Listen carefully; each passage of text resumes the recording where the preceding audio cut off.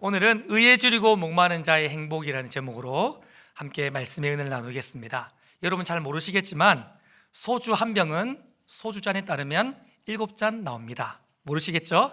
여러분 맥주는 맥주잔에 따르면 맥주 한 병은 맥주잔에 따르면 잘 모르시겠지만 3잔 나오게 되어 있습니다. 와인은 절대 모르시겠죠? 와인은 와인잔에 따르면 와인이 7잔 나오게 되어 있습니다. 뭐가 공통점입니까? 홀수입니다. 눈치채겠지만 홀수, 모든 술은 그 잔에 따르면 반드시 홀수로 나오게 되어 있습니다. 왜 그럴까?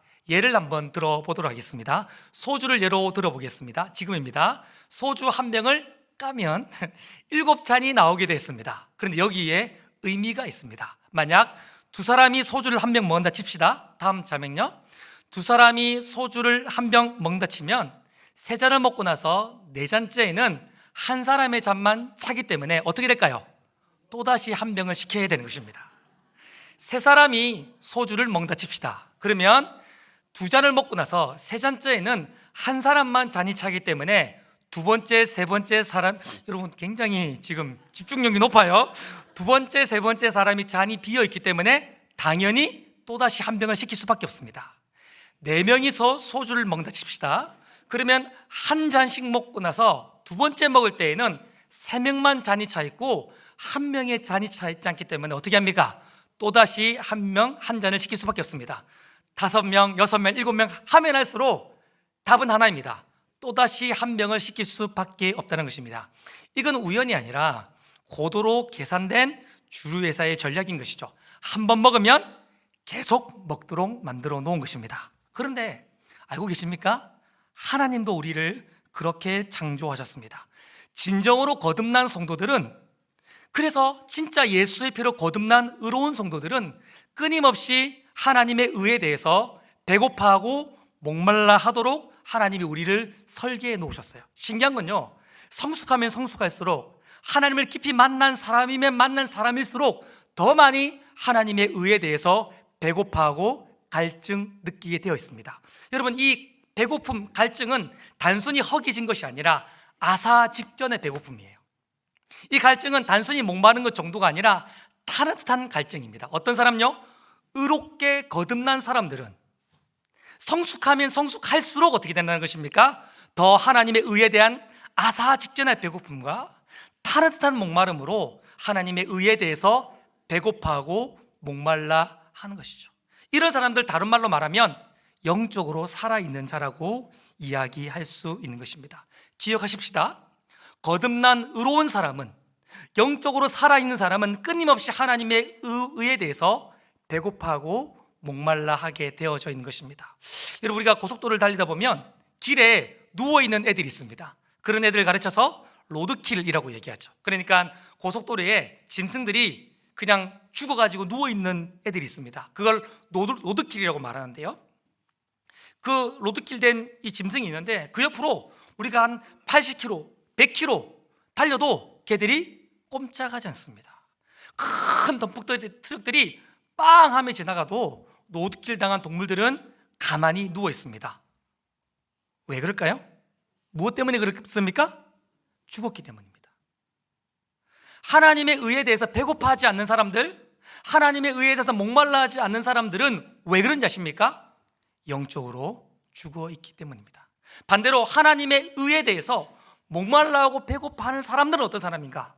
영적으로 살아있는 사람들이고 진정으로 거듭난 의로운 성도들인 것이죠. 하나님은 하나님의 지혜와 사랑으로 수많은 사람들 중에 저와 여러분들을 택하신 줄 믿습니다. 그래서 그리스도의 피로 말미암아 우리를 의로운 사람 되게 하신 줄 믿습니다. 그런데 여기에 신비가 있어요. 이미 의롭게 된 우리들을 향하여서 하나님은 끊임없이 하나님의 의에 대해서 배고파하고 갈증나도록 만드셨어요. 왜 그렇게 하시냐면, 그래서 우리로 하여금 영적인 배부름을 주시는 것입니다. 정말 그런가? 성경을 볼까요? 마태복음 5장 6절 말씀을 같이 읽어보겠습니다. 시작. 의에 줄이고 목마른 자는 복이 있나니 그들이 배부를 것이며. 아멘. 그러면 첫 번째 질문이 있습니다.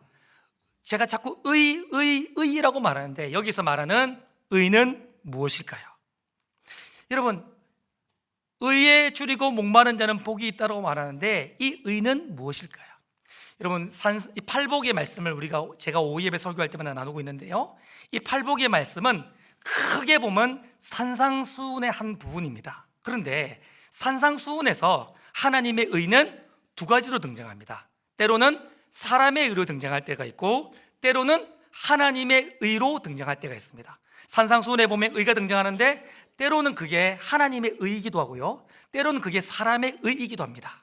자, 제가 퀴즈를 낼 테니까 이걸 맞춰보십시오. 마태복음 6장 1절입니다. 제가 읽어볼 테니까 이게 사람의 의인지 하나님의 의인지 맞춰보십시오. 마태복음 6장 1절, 사람에게 보이려고 그들 앞에서 너희 의를 행하지 않도록 주의해라. 자, 이거는 하나님의 의입니까? 사람의 의입니까? 좋습니다. 역시. 자, 마태복음 6장 33절 말씀해 보면 그런즉 너희는 먼저 그의 나라와 그의 의를 구하라. 그러면 이 의는 사람의 의일까요? 하나님의 의일까요? 하나님의 의입니다. 좋습니다. 그러면 오늘 읽었던 마태복음 5장 6절 말씀에 팔복의 말씀 중 네 번째 복인 이 의에 줄이고 목마른 자라고 말할 때 이 의는요, 사람의 의일까요? 대답하지 마세요. 사람의 의일까요? 하나님의 의일까요? 대답하지 말라니까요. 마음으로 대답하셨죠? 자, 여러분, 이 팔복은요 십계명하고 비슷한 구조를 가지고 있어요. 그래서 첫 번째 복부터 네 번째 복은 하나님을 관련된 복이에요. 하나님하고 연관되어진 복입니다. 그리고 다섯 번째 복부터 여덟 번째 복은 사랑과 연관되어져서 우리가 받게 되는 복을 이야기해 주고 있는 것입니다. 첫 번째 힌트가 나갔습니다. 또 하나, 이 첫 번째 복부터 네 번째 복 전반부의 복과 다섯 번째 복부터 여덟 번째 복 후반부의 복은 서로 연결되어 있어요. 자, 오늘 우리가 네 번째 복을 나누고 있는데 팔복의 첫 번째 복이 뭐냐면 심령이 가난한 자는 복이 있답니다. 심령이 가난하다는 말은 하나님만을 절대 의존하는 상태인데요, 이렇게 하나님을 절대 의존하는 심령이 가난한 사람은 하나님 앞에서 자기의 죄를 회개하는 애통하는 사람이 되어지는 것입니다. 심령이 가난하고 애통하는 사람은 자기의 육체의 본성을 하나님의 통치와 다스림 앞에 내어드리는 온유한 사람이 되어집니다. 여러분, 혹시 들어본 적 기억나십니까? 올 한해 나눴던 말씀입니다. 네, 그렇게 심령이 가난하고 그 다음에 애통하고 그 다음에 온유한 사람은 연결되어지죠. 어떻게 해요? 하나님의 의를 사모하는 존재가 되어지는 것이죠. 그래서 오늘 팔복의 네 번째 복인 의에 줄이고 목마른 자라고 할 때 이 의는요, 하나님의 의를 이야기하는 것입니다. 한번 점검하고 넘어가겠습니다. 한번 따라할까요? 하나님의 의, 시작. 그러면 하나님의 의는 무엇인가? 사실 쉬운 단어는 아닙니다. 이 하나님의 의는요, 법정적인 개념인데 한마디로 말하면 하나님은 의로운 분이셔서 죄인을 심판하신다는 것입니다. 의롭다는 말의 뜻은 뭐냐면 누가 죄를 지었어요. 그러면 그 죄를 그냥 봐주지 않고 반드시 심판하시는 것이 의입니다. 다시요, 의는 정의와 비슷한 개념인데요, 누가 죄를 지으면 죄인들에게 하나님의 심판과 진노를 쏟아부으시는 것이 바로 의인데요, 하나님은 그렇게 의로운 분이라는 것입니다. 그래서 의로우신 하나님의 시선으로 보기에는 로마서 3장 9절 말씀처럼 유대인도 헬라인도 다 죄 아래 있게 되어집니다. 이런 의로우신 하나님의 시선으로 보기에는 로마서 3장 10절 말씀에 보면 의인은 없나니 얼마나 없습니까? 하나도 없다라고 성경은 말하고 있는 것입니다. 의가 뭔가? 모든 사람이 죄인이는데 그 모든 사람을 심판하시는 것이 하나님의 의예요. 그게 하나님의 속성인 것입니다. 그런데 여기에서 반전이 일어납니다. 그런 의로우신 하나님이 하나님의 또 다른 의를 이 땅 가운데 실현시키십니다. 반역자인 죄인들에게 하나님은 무조건 진노와 심판을 쏟아 부으셔야 되는데 그런 죄인들에게 또 다른 하나님의 의를 드러내셨는데 그 의는 율법과 선지자들의 증거를 받게 되어집니다. 그리고는 하나님의 정한 때에 드디어 또 다른 하나님의 의가 이 땅에 나타나게 되었습니다. 로마서 3장 21절 22절 말씀인데요, 우리 다 같이 천천히 같이 읽어보겠습니다. 시작. 이제는 율법 외에 하나님의 한 의가 나타났으니 율법과 선지자들에게 증거를 받은 것이라. 곧 예수 그리스도를 믿음으로 말미암아 모든 믿는 자에게 미치는 하나님의 의니 차별이 없느니라. 아멘. 율법과 선지자들이 오랜 세월 동안 의로우신 하나님이 보내시는 또 다른 의가 있다라고 이야기하셨습니다. 바로 그 의는, 이때는 아멘 하셔야 되는데, 하나님의 아들 예수 그리스도이신 줄 믿습니다.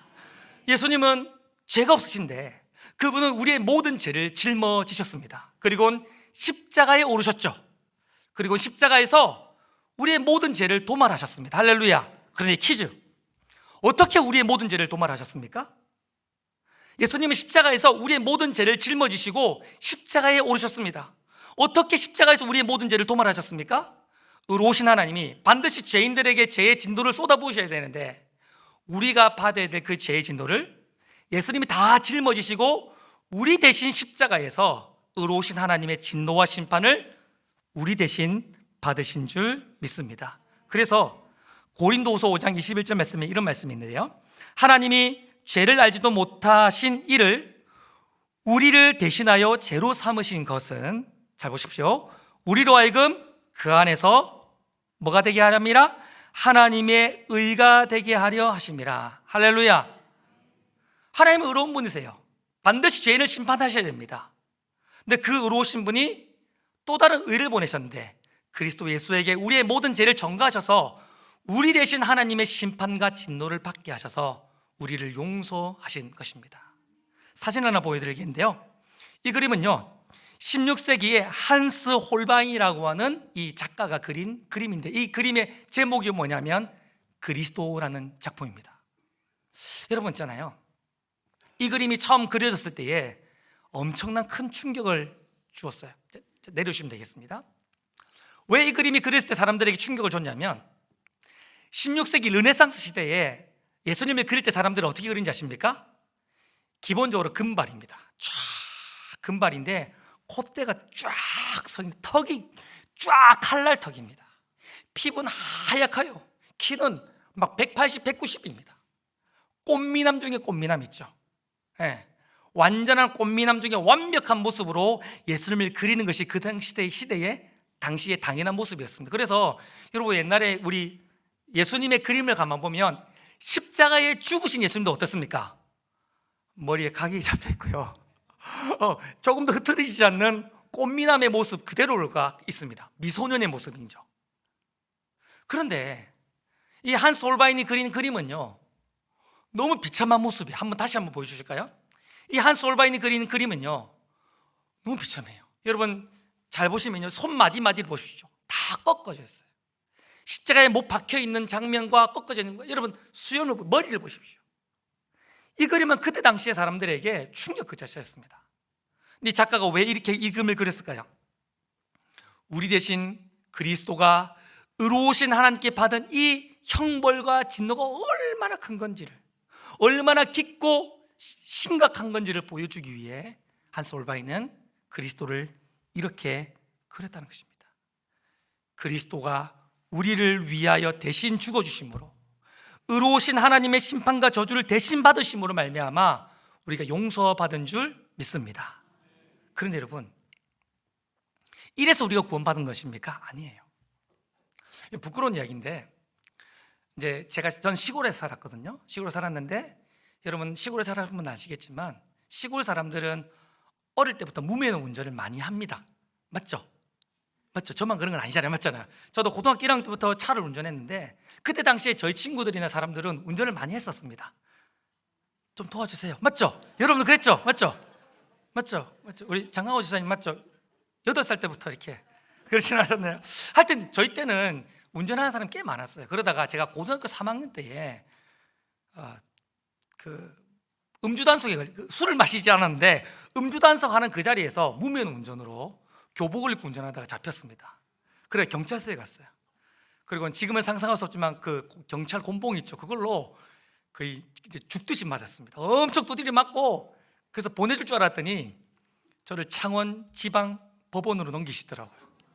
그래가지고 제가 이제 끌려갔더니 어쨌든 네 손에는 간다 이러면서 제가 잘못했다고 막 빌었는데, 어쨌든 몰래 가는 건 아니었지. 막 빌면서 울었더니 어쨌든 학교에서 이제 무기정학 당하고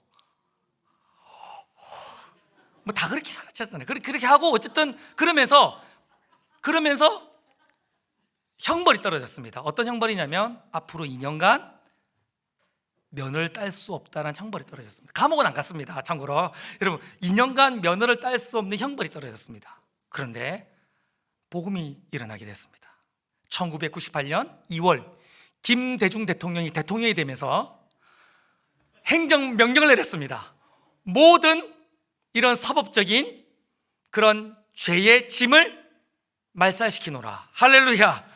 여러분, 저는 그때 이게 바로 제3이구나 그때 처음 깨달았어요. 그래서 제가 2년간 운전을 면허를 딸 수 없게 되었는데, 바로 그 다음에 김대중 대통령님의 사유의 은혜로 제가 그 죄로부터 용서를 받고 해방되어지게 된 것입니다. 지금부터 잘 들으셔야 되는데, 그래서 제 모든 죄가 용서받았잖아요. 맞죠? 지워졌잖아요. 그러면 제가 곧바로 차를 운전할 수 있습니까? 없습니까? 무슨 말인지 모르겠어요. 지금 제가 이제 용서받았어요. 이제 이렇게 2년간 형벌이 없어졌습니다. 그러면 제가 그래서 구원받았기 때문에 제가 차를 몰 수 있습니까? 없습니까? 왜 없습니까? 면허증이 없기 때문입니다. 마찬가지예요. 그리스도가 십자가에서 죽으셨기 때문에 우리의 모든 죄를 도말하셨죠. 그래서 우리가 구원받습니까? 아니에요. 우리가 구원받기 위해서는 의로워야 돼요. 의롭다는 말은 모든 율법과 모든 하나님의 명령을 다 지켜야 된다는 말입니다. 그래 우리 구원받을 수 있습니다. 그런데 여러분, 우리 그거 할 수 있습니까? 없습니까? 대답해 보세요. 그거 할 수 있습니까? 못합니까? 조금 못합니까? 완전히 못합니까? 완전히 못합니다. 그래서 그리스도는 그냥 우리를 위해 십자가에서 죽지만 않으시고 우리의 모든 율법을 완성하셨습니다. 로마서 10장 4절 말씀을 같이 읽어보실까요? 시작. 그리스도는 모든 믿는 자에게 의를 이루기 위하여 율법의 마침이 되시느니라. 율법의 마침이 되었다는 말은 율법을 완성하셨다는 말입니다. 율법을 이루셨다는 것입니다. 그런데 왜 예수님이 모든 율법을 완성하셨습니까? 뭐 때문입니까? 10장 4절 말씀해 보십시오. 뭐라 되어 있어요? 한 번만 자막을 더 띄워주시겠어요? 10장 4절 말씀해 보면 왜 예수님이 율법의 마침이 되셨습니까? 그리스도는 모든 믿는 자에게 의를 이루기 위하여 율법의 마침이 되셨습니다. 예수님이 율법을 완성하셨어요. 그리고 그분을 믿는 사람들도 의로워지도록 하기 위해 율법을 지키신 줄 믿습니다. 여러분, 이거 여러 번 제가 설명드렸는데 이런 것입니다. 우리가 예수 그리스도를 믿는 순간 그가 내 안에, 내가 그 안에 거하는 연합의 사건이 일어나게 되는 줄 믿습니다. 그래서 예수님의 죽음이 나의 죽음이 되는 거예요. 예수님이 어떻게 죽으셨습니까? 내 모든 죄를 짊어지시고 내가 받아야 될 하나님의 진노와 심판을 다 받으셨잖아요. 예수님 받으셨죠. 그래서 내가 그분을 믿는 순간 그분과 연합되어졌기 때문에 예수님의 죽음은 곧 나의 죽음이 되기 때문에 내 모든 죄가 용서받게 되는 줄 믿습니다. 그런데 예수님은 그뿐이 아니라 이 땅을 사시는 동안 모든 율법을 다 지키셨어요. 그래서 예수님은 의로운 분이 되셨습니다. 그런데 예수님의 의로움이 내가 그분을 믿는 순간 예수님께만 머물러 있지 않고 나에게 전가되어져서 예수를 믿는 순간 내 죄가 용서받을 뿐 아니라 내가 모든 율법을 다 이룬 사람이 되도록 하나님이 인정하시는 줄 믿습니다. 그래서 이런 결과에 도달하게 되는 것이죠. 로마서 3장 26절 말씀해 보면 곧 이때에 자기의 의로움을 나타내, 여기서 자기는 하나님을 이야기합니다. 곧 이때에 하나님이 하나님의 의로움을 나타내사 자기도 의로우시며 또한 같이 읽어볼까요? 시작. 예수 믿는 자를 의롭다 하려 하심이라. 아멘. 예수를 믿으면 우리의 모든 죄가 도말되고 또한 예수님이 이루신 그 의로움이 나의 것이 되어 우리가 구원에 이르게 되는 줄 믿습니다. 왜 이렇게 하셨을까요? 우리같이 비참하고 죄인인 저와 여러분같이 끊임없이 죄를 짓고 하나님을 탄핵하고 하나님을 배신했던 우리들을 하나님은 왜 구원하기 위해 아들을 보내시고 그 아들에게 하나님의 진노를 쏟아부으시며 예수 그리스도의 의를 우리에게 전가시키셔서 우리를 의롭다 하시며 우리를 구원하실까요? 사도 요한은 이렇게 이야기합니다. 하나님이 세상을 이처럼 사랑하사 하나님의 의인 독생자를 주셨으니 이는 그를 믿는 자마다 멸망하지 않고 영생을 얻게 하려 하심이라. 할렐루야. 우리를 사랑하신 것입니다. 정리를 좀 해볼까요? 하나님의 의는 무엇일까요? 하나님의 의는 동전의 양면 같습니다. 하나님의 의는 하나님의 속성인데요, 죄인들을 반드시 심판하시는 하나님의 속성, 의로움이 하나님의 의입니다. 근데 하나님의 의는 또 다른 동전의 양면처럼 또 다른 모습이 있습니다. 그렇게 진노받아야 될 죄인들을 하나님이 구원하시고 그런 우리들을 사랑하셔서 우리를 의롭다 하시는 것이 하나님의 의인 줄 믿습니다. 하나님의 의는 무엇입니까? 하나님의 의는 무엇입니까? 우리를 구원하신 구원의 은혜인 줄 믿습니다. 우리 같은 타락하고 소망이 없고 더러운 우리들을 사랑하신 것이 하나님의 의인 줄 믿습니다. 하나님의 의가 뭔가? 구원의 은혜이고 하나님의 사랑이에요. 그게 하나님의 의예요. 그런데 그런 하나님의 의를 어떻게 하는 사람이 복이 있다고 말합니까? 그런 하나님의 의에 줄이고 목마른 자가 복이 있다고 말하고 있는 줄 믿습니다. 우리 마태복음 5장 6절 말씀을 읽어볼까요? 같이 읽겠습니다. 시작. 의에 줄이고 목마른 자는 복이 있나니 그들이 배부를 것이미요. 아멘.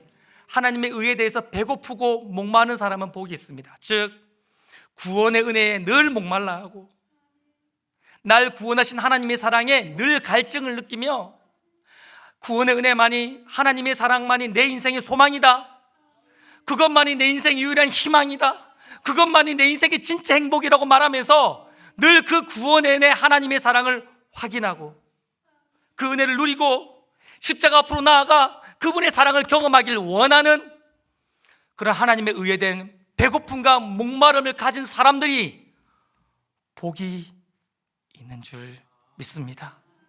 여러분 축복합니다. 하나님의 의에 대해서 배고파하시고 목말라 할 수 있기를 주님의 이름으로 축원합니다. 시인은 이렇게 얘기합니다.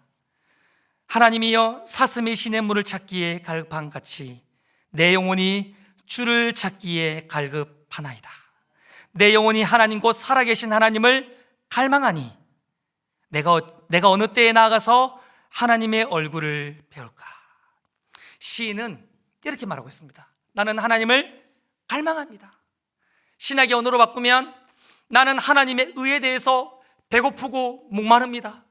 나는 하나님의 의에 대해서 아사직전으로 배고프고 타락한 갈증으로 하나님의 의를 갈망합니다. 어떻게 해요? 사슴이 시냇물을 찾기에 갈급하듯이 나는 하나님을 갈망한다고 이야기합니다. 여러분, 사슴은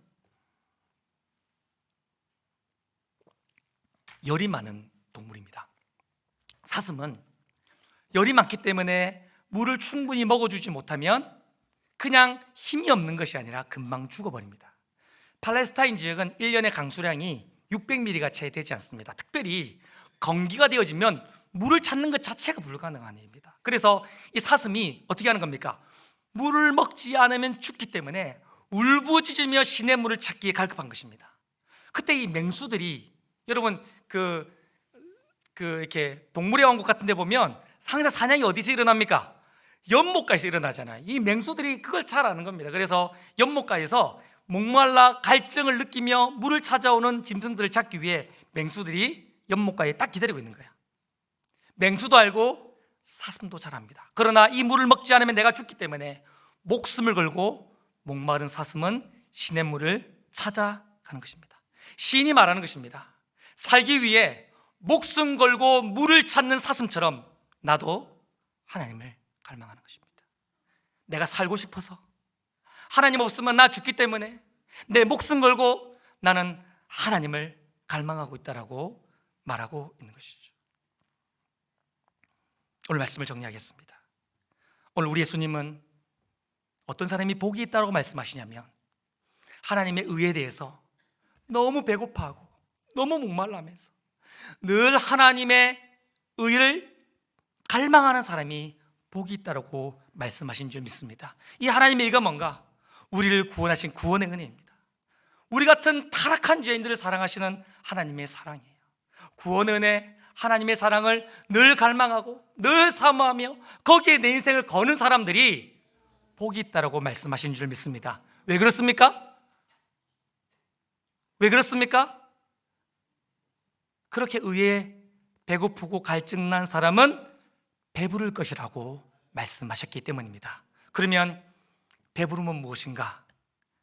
내년 1월에 제가 오예배 시간 설교할 때에 이 배부름을 나누도록 하겠습니다. 여러분 축복합니다. 오늘 양육수를 하시는 분들, 아마 여러분들은 기본적으로 하나님의 의에 대한 배고픔과 목마름이 있는 사람들일 것입니다. 이만하면 되었다 말씀하지 마십시오. 죽는 그날까지, 주님 앞에 서는 그날까지 늘 하나님의 의에 대해서 배고픔과 목마름을 가지고 늘 하나님을 갈망할 수 있기를 주님의 이름으로 축원합니다. 그때 하나님이 우리에게 배부름을 주실 거예요. 이 오예배 참석하는 모든 사랑하는 성도님들이 주님 앞에 서는 그날 이만하면 되었다라는 영적인 배부름 포만감에 처해 있지 말고 늘 하나님의 의를 배고파하고 갈망하는, 그래서 하나님이 주시는 영적인 배부름을 누릴 수 있기를 우리 주님의 이름으로 축원합니다.